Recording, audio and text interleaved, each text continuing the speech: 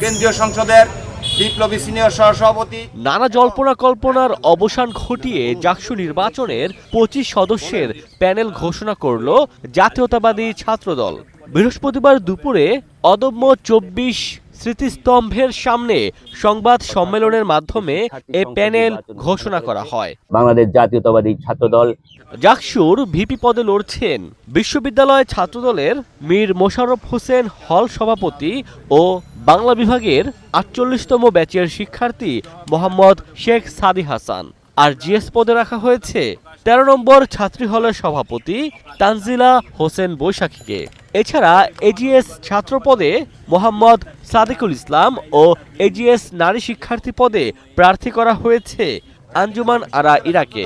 আমাদের সহসভাপতি পদে নির্বাচন করবেন ভিপি পদে মোহাম্মদ শেখ সাদি হাসান। সাধারণ সম্পাদক পদে নির্বাচন করবেন জিএস পদে তানজিলা হুসাইন বৈশাখী। যুগ্ম সাধারণ সম্পাদক পুরুষ মোহাম্মদ সাজ্জাদুল ইসলাম। যুগ্ম সম্পাদক নারী আঞ্জুমান আরা ইকরা। প্যানেল ঘোষণার পর উচ্ছ্বাস প্রকাশ করেন সংগঠনের নেতাকর্মীরা। আশা আকাঙ্ক্ষার প্রতিফলন ঘটিয়ে এই প্যানেলের সবাই জয়লাভ করবে বলে আশা প্রকাশ করেন তারা। আমরা ছাত্রদের ম্যান্ডেট নিয়ে ছাত্রদের কাজ করার জন্য এখানে আজকে একত্রিত হয়ে মনোনীত হয়েছে। আমরা আশা করি ক্যাম্পাসে ছাত্র বান্ধব যত কাজ আছে, যত ধরনের কাজ আছে, সমস্ত কাজে করে দেব। আমি নির্বাচিত হলে দল মত আদর্শের ঊর্ধ্বে গিয়ে শুধুমাত্র জাহাঙ্গীরনগরের শিক্ষার্থীদের অধিকার আদায় হবে আমার একমাত্র অঙ্গীকার।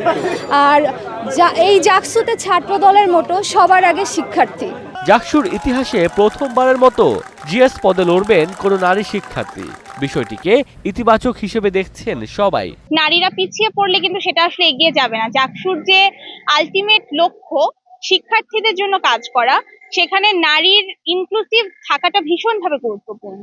আমি আশা করি যে আপু এই পদে অবশ্যই জিতবেন এবং ক্যাম্পাস ভিত্তিক যে কোনো কাজ এবং ভালো কাজ আমাদের জন্য অনেক কিছু করবেন। প্যানেল ঘোষণা শেষে অদম্য 24 স্মৃতিস্তম্ভে শ্রদ্ধা নিবেদন করেন ছাত্রদলের নেতাকর্মীরা।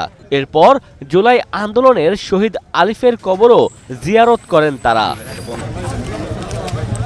স্টার নিউজ, জাহাঙ্গীরনগর বিশ্ববিদ্যালয়, সাভার।